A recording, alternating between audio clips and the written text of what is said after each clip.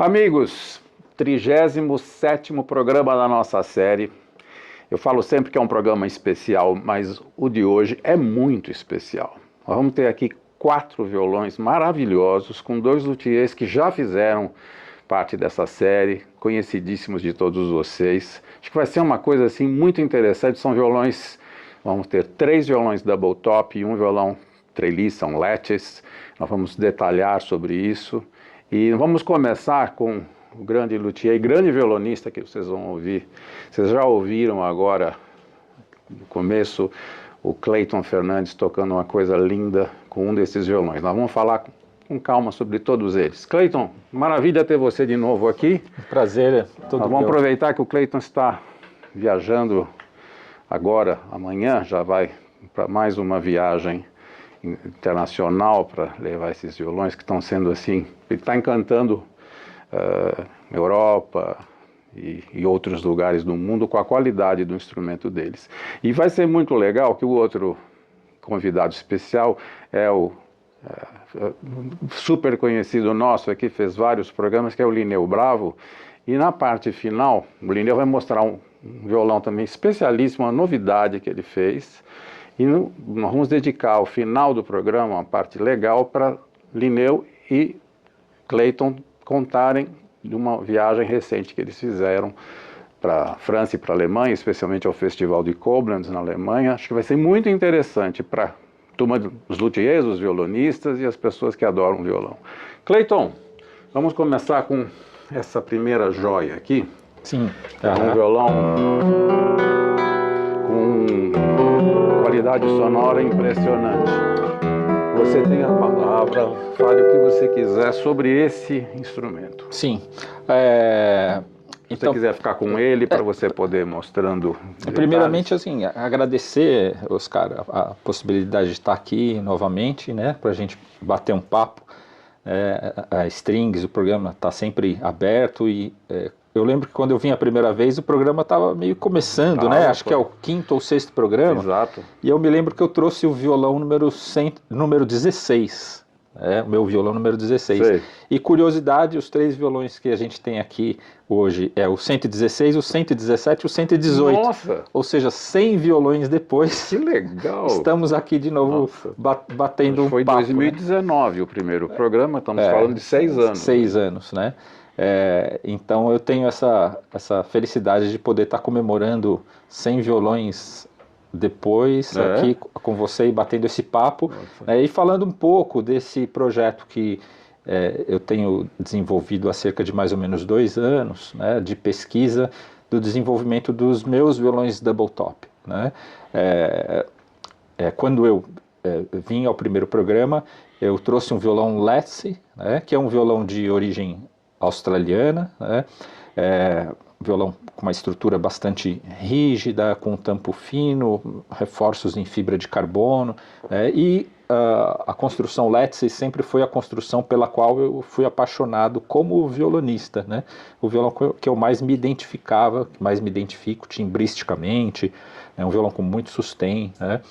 Mas de uns tempos para cá, principalmente por causa dessas viagens, né, eu comecei a ver violões double top de altíssimo nível e comecei a ficar extremamente impressionado com a quantidade de recursos que o instrumento pode oferecer, mas ao mesmo tempo mantendo um timbre muito próximo de um violão Torres ou de um violão da escola espanhola, né?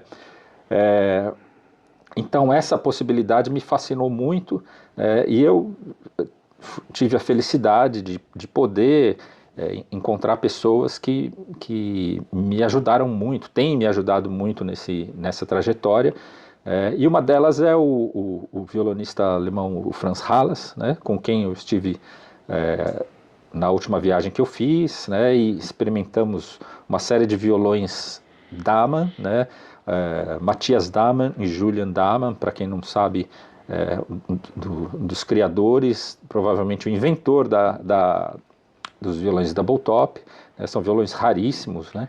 Foi nos anos 90 que ele começou, né? Exato.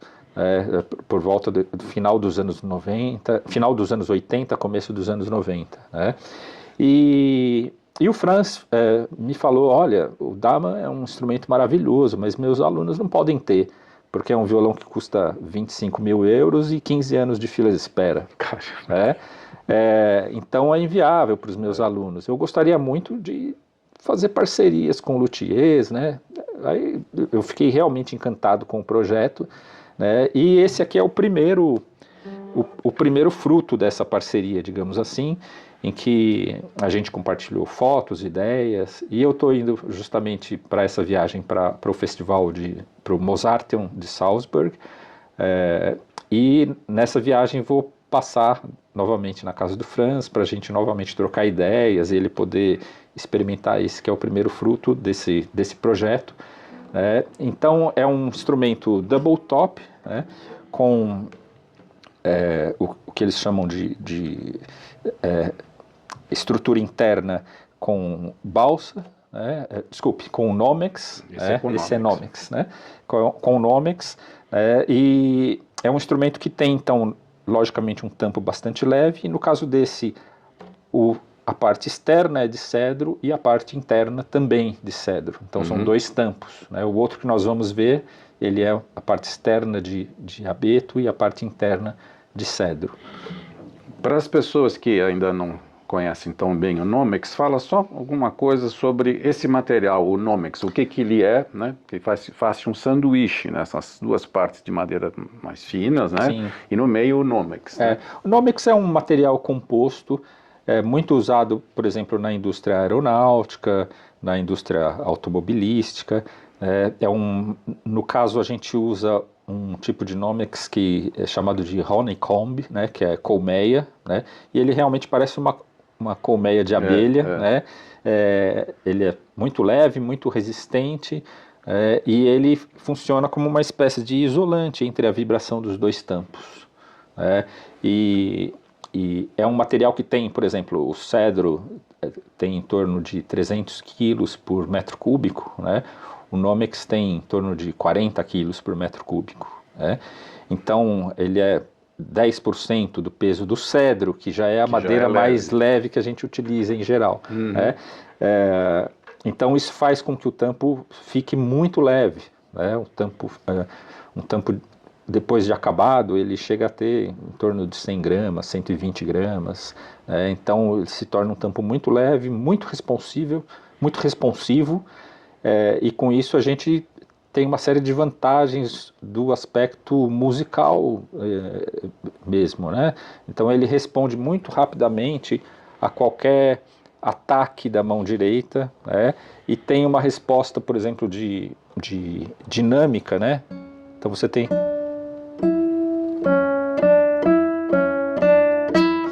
essa resposta é muito muito objetiva, muito rápida, né? Isso faz com que a mão direita fique muito confortável. E para quem toca violão sabe que se você tem a mão direita mais relaxada, ela contribui com o relaxamento da mão esquerda e o contrário, né? Então isso acaba facilitando todo o sistema técnico como um todo, né? Além disso, Cleiton, você já tinha falado no primeiro programa sobre o Lattice, que esses violões também são mais, o double top tem essa mesma característica, mais resistente às mudanças climáticas, mudanças de umidade. Sim. Confere? Sim, sim. Isso é uma grande vantagem, né? Para quem, um violonista profissional que está viajando, ele tem às vezes um instrumento mais tradicional, ele tocou numa cidade, um som maravilhoso, no dia seguinte ele está numa cidade que tem uma umidade relativa totalmente diferente e o violão não reage. Vamos em termos reais, assim, eu finalizei esses violões na última semana, né, e para quem não sabe, eu moro em Juazeiro do Norte, a minha oficina é lá, que é no sul do Ceará. Então nós estamos numa época em que não está chovendo, né? As chuvas começam em dezembro, no Ceará. Então a gente deve estar com uma média de umidade em torno de 20% a 25%. Uau! É a média, né? Na parte da manhã um pouquinho mais, mas no final da tarde, né? E esses violões foram finalizados lá, né? Eu cheguei ontem aqui em São Paulo e hoje a umidade deve estar quanto? 90%, né? Choveu a semana toda, ficou umidade. Exatamente, né? E os bichinhos estão funcionando, né? Maravilhosamente. Estão funcionando. Então, realmente são instrumentos muito pouco temperamentais, né? Como eu tive muitos anos também violões tradicionais e tinha dias que a gente acordava e o violão não queria acordar, não. O violão queria continuar dormindo, né? Eu tive essa situação várias vezes. Você tocava e o violão... Não, hoje eu não quero sair do case. Isso era muito comum, né? Então, realmente... esses violões têm dois fatores. O primeiro é que quando você termina o violão, ele está pronto. Não que ele não possa crescer, ele pode crescer e vai crescer, mas é um violão que você termina ele hoje, semana que vem você pode fazer um concerto com ele. E a outra característica é que eles são mais adaptáveis a mudanças de clima e de temperatura, justamente porque esses materiais compostos, eles têm um índice muito menor de dilatação, de alterações físicas em situações de variação de clima e umidade. E essa facilidade, então, que a gente sente ao tocar, vem disso mesmo, realmente, essa resposta muito rápida, o volume aqui local, no teatro é evidente, né? Quer dizer, o objetivo é claro, é ter mais facilidade sem amplificação, sem microfone, sem captação, né? Você colocar mais som na sala, né?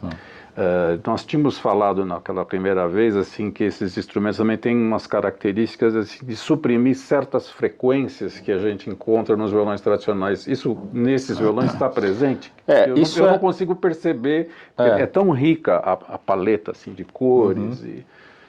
Isso em geral é um pouco mais verdadeiro no Lattice. O Lattice ele é um instrumento cujas laterais e o fundo são bastante rígidos, né?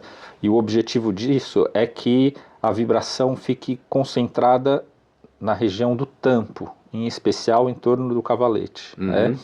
O double top não, o double top até por uma questão de conceito, né, ele tem as laterais e o fundo bastante mais leves, e alguns até mais leves do que um violão tradicional, mas em geral você vai ter a lateral e o fundo construída como um violão tradicional. Com leque normal? No fundo geralmente com as travessas, né? Por exemplo, o meu Lattice ele não tem travessa no fundo, né? Os double tops têm as travessas de fundo, normal, né? Tá? Então o double top ele tende a ser um instrumento que se aproxima um pouco mais da escola espanhola em termos de resultados de timbre. Né? Veja, eu estou falando em termos genéricos, né? Porque o double top, o Linneu depois vai até falar, né? Esses instrumentos eles são bastante complexos no seu processo de construção. Né?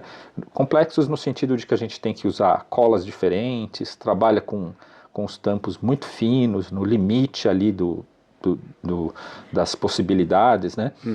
E naturalmente, né, é muito mais fácil as coisas darem errado quando você trabalha à beira do abismo. Você está no limite. Então, assim, eu me encantei muito com grandes double tops que eu vi, né? Mas ao mesmo tempo também já experimentei alguns que eram lamentáveis, né? Do ponto de vista do resultado sonoro. Né? Violões nasais, totalmente desequilibrados, né? Então a gente está sempre falando em termos gerais, né? Quando a gente fala double top, né? Até para quem está escutando não imaginar assim, double top é isso, né? Não é o double top que é isso, são as características de cada instrumento que vão dar mais ou menos cores ou qualidades ao instrumento. Antes de a gente passar para o próximo, só uma pergunta que me ocorreu agora. Para o violão tradicional, a gente procura assim, o melhor tampo possível e de preferência também mais antigo, corte absolutamente radial, linhas juntas. Isso vale? É uma preocupação para o double top ou isso não é uma exigência tão assim, grande? Você pode ter um tampo mais novo, o corte radial imagino que sempre é necessário. Né? Na verdade, assim, sempre cada tipo de construção vai exigir certas características das madeiras. Só que, por exemplo, um violão tradicional, em geral, ele vai exigir um tampo mais rígido, né? Então você tem que procurar aquilo. Um violão moderno, como ele já tem uma estrutura rígida, ele vai exigir, por exemplo, um tampo mais leve. Então você tem que fazer escolhas distintas de acordo com o tipo de construção que você objetiva e com o resultado sonoro que você quer. Mas, obviamente, assim, não dá para usar madeira de qualidade inferior, porque você sempre vai precisar procurar o melhor material possível dentro do perfil do instrumento que você vai construir, né? Esse aqui, por exemplo, a caixa dele... Esse é jacarandá, né? Um jacarandá brasileiro, muito bonito, radial, né? E o tampo, ele tem um tampo de cedro externo e um tampo de cedro interno. É o mesmo tampo ou podem ser tampos diferentes? São tampos diferentes. São tampos diferentes. São tampos diferentes. Não são peças idênticas? Não há necessidade. Inclusive porque é muito comum se fazer o double top com o tampo externo de um material e o tampo interno de outro material, que é o que a gente vai ver. Até há controvérsias entre os construtores sobre isso, mas, enfim, são caminhos a serem escolhidos. Vamos ver o outro, que é uma coisa, acho que claro. Vocês vão ver uma coisa assim que é bem interessante, diferente. A gente está mais acostumado com esse double top Nomex. Vamos ver agora o próximo. Então vamos ver, Clayton, esse outro aqui, que é o double top com madeira balsa. É muito interessante a construção desse instrumento e tem uma sonoridade impressionante. Se você quiser também ir mostrando disso. Sim, a diferença desse para o outro double top é que, digamos assim, o recheio do sanduíche, em vez do Nomex, a gente utiliza a madeira balsa. A madeira balsa é a madeira mais leve, que a gente encontra na natureza. Inclusive é usada muito em aeromodelismo, aqueles aviõezinhos são feitos geralmente com madeira balsa, porque ele é leve, é quase um isopor aquilo, né? Então essa estrutura interna, em vez de ser feita com o Nomex, ele é feito com a madeira balsa, que tem aí um terço da densidade do cedro. Então ela é bastante mais leve. E aí resulta um instrumento diferente do outro double top, com as mesmas características objetivas do ponto de vista musical, ou seja, é um instrumento com bastante ataque, com a dinâmica muito, muito presente, com os pianíssimos muito fáceis,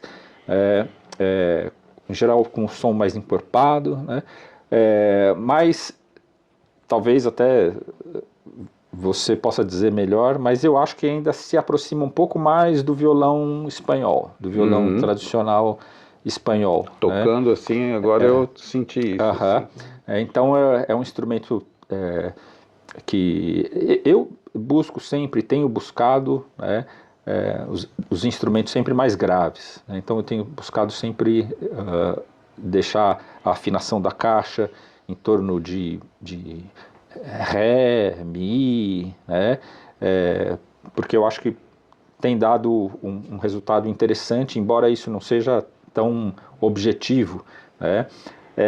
E com esse tipo de construção realmente é bastante fácil de você chegar, né?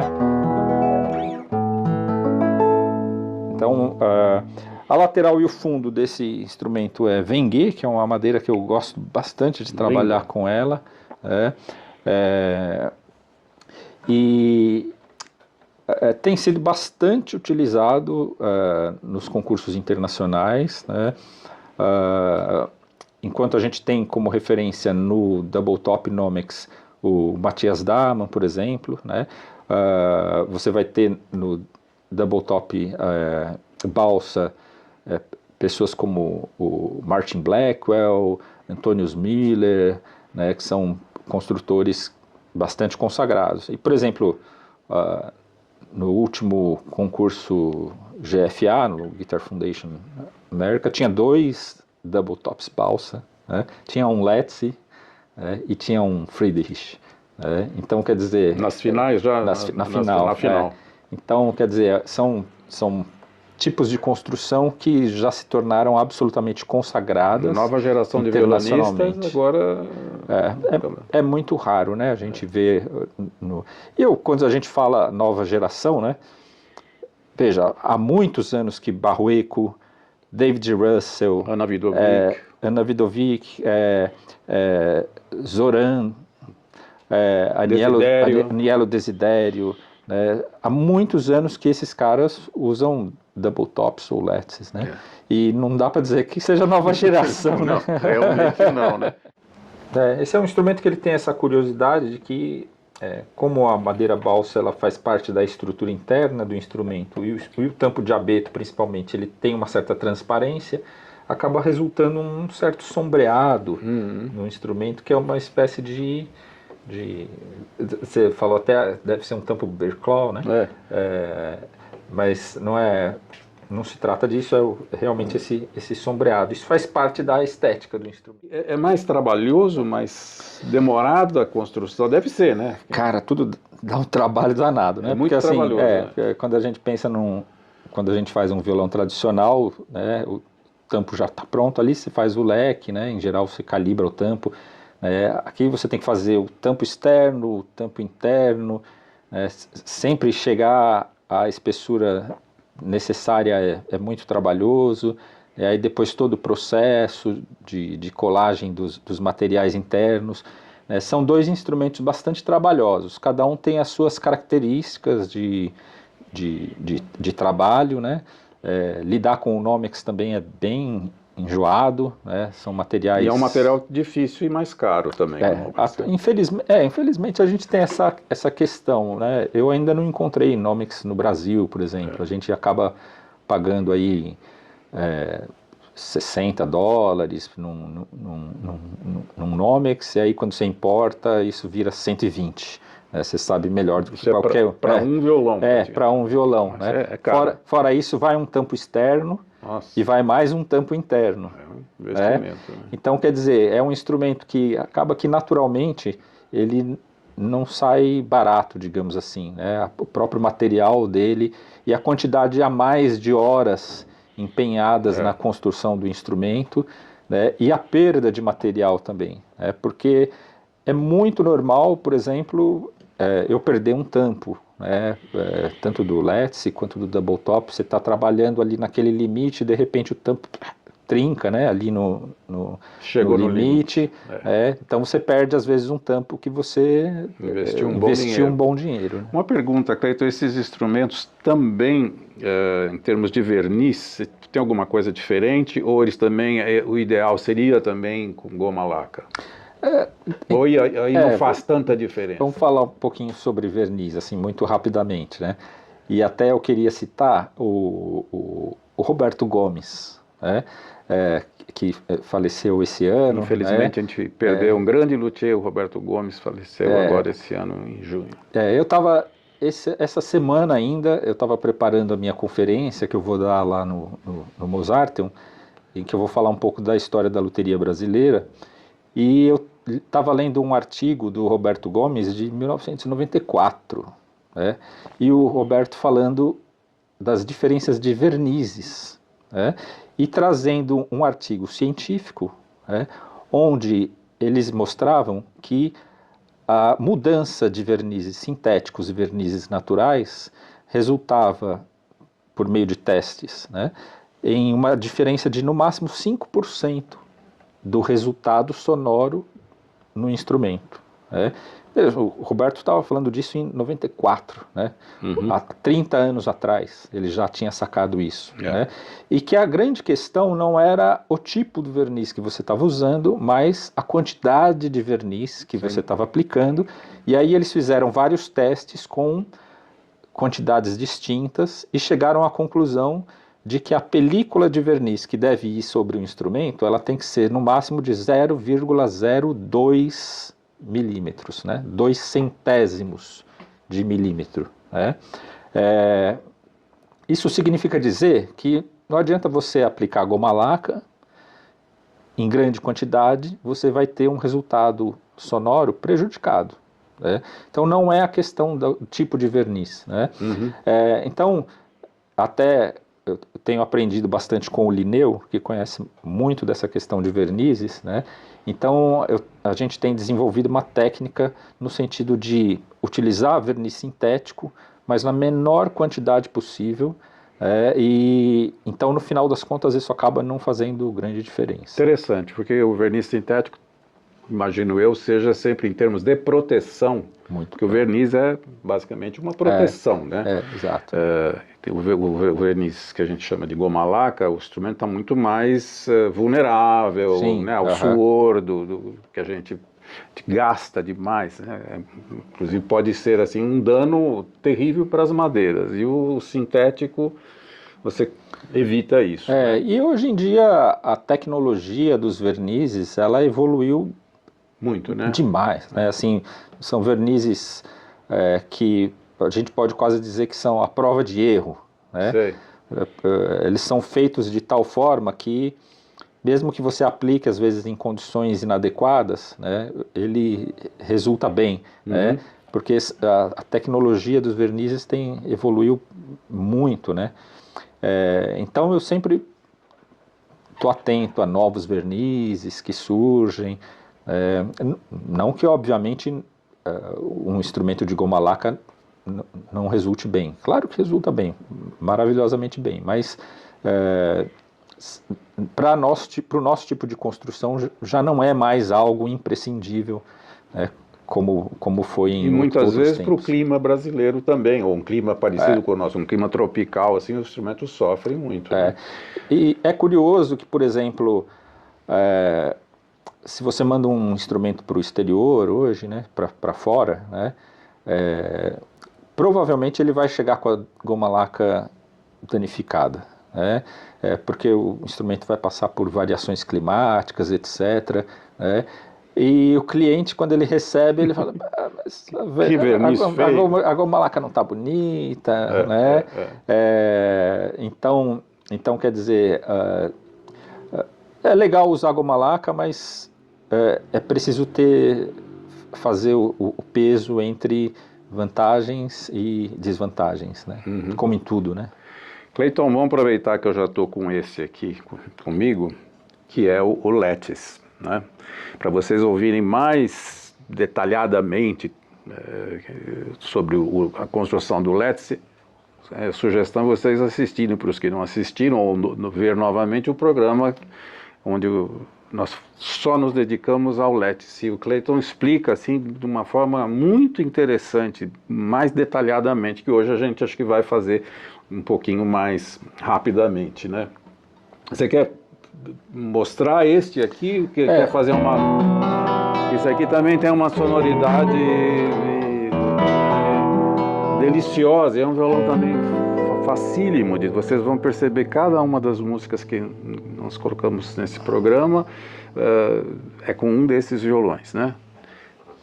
O Let's, ele parece um piano, né? Ele tem um sustain, assim, quando você toca um acorde, o Let's, ele segura o acorde, né? Então é uma coisa, realmente você tem um sustain mais...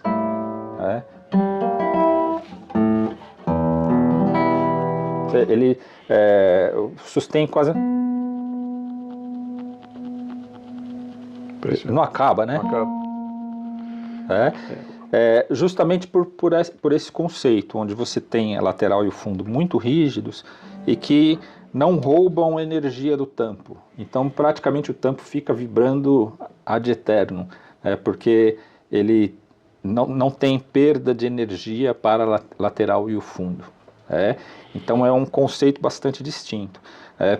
O tampo é igualmente fino, ou seja, um tampo muito leve, só que em vez de uma estrutura tradicional, você tem uma estrutura em treliça reforçada com fibra de carbono.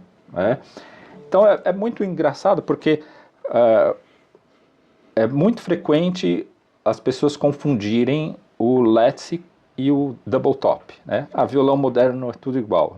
São violões que têm conceitos estruturais opostos.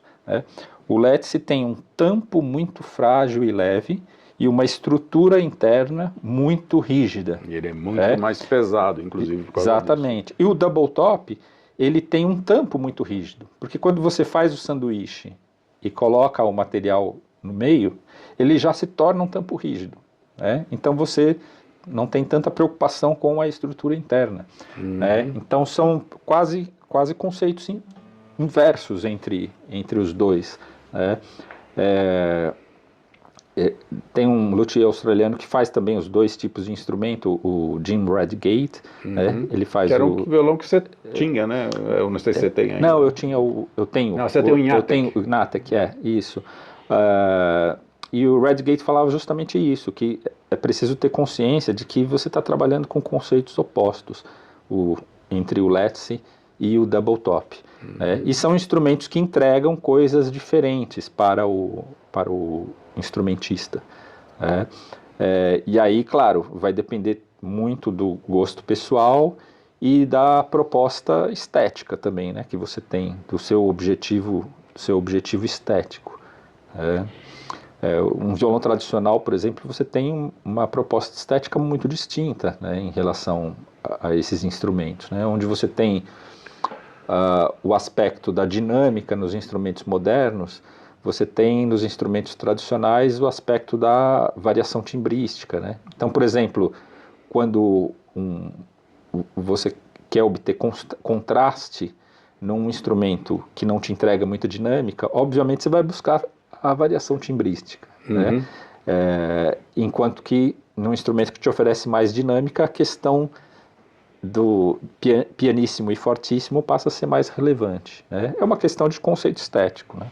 Muito interessante nessas possibilidades que apareceram é que os violões não são só para os grandes concertistas, Quer dizer, são milhares e milhares, centenas de milhares de violonistas que às vezes tocam muito bem, mas que alguns não vão sair da sua casa. Então, a pessoa não está preocupada de encher o teatro, ele está preocupada com o seu prazer, com o seu conforto. Acho que é uma coisa assim fantástica hoje, que abre, sem nenhuma restrição, a nenhuma tendência, Poder se tocar sem captação, sem amplificação, você ter o som natural e tocar relaxado, que é para você se poupar.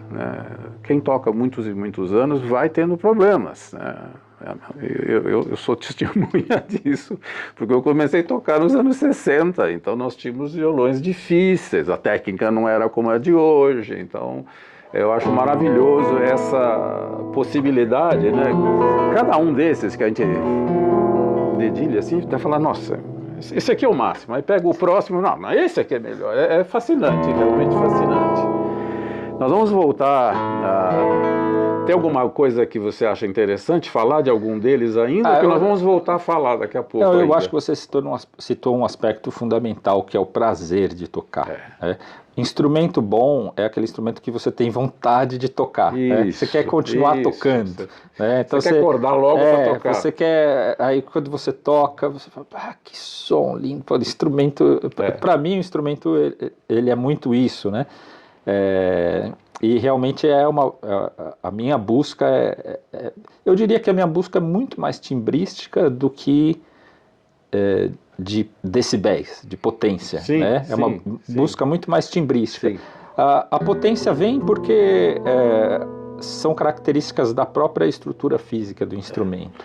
Você falou uma frase que eu já repeti em várias situações, vários programas. No seu primeiro programa, você, quando falando assim do que é o melhor violão, você definiu bem.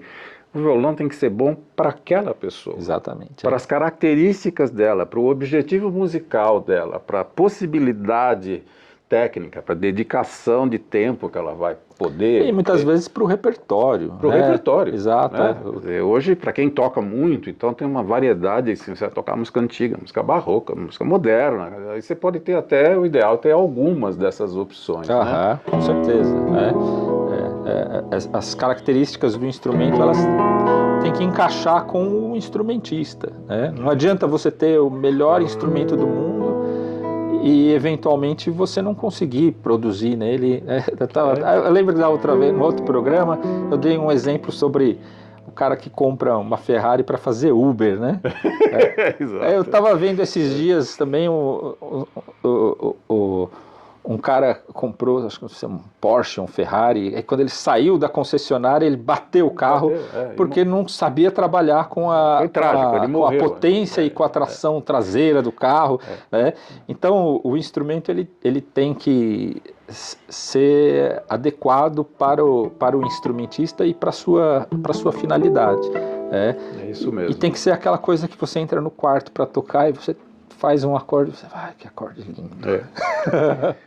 Vamos conversar com o Linneu agora e depois, daqui a pouquinho, a gente volta os três juntos. Aí a gente vai aqui até, acho que talvez tentar colocar todos os violões para a gente ainda fazer aqui você tocando e mostrando algumas diferenças de timbre entre os violões.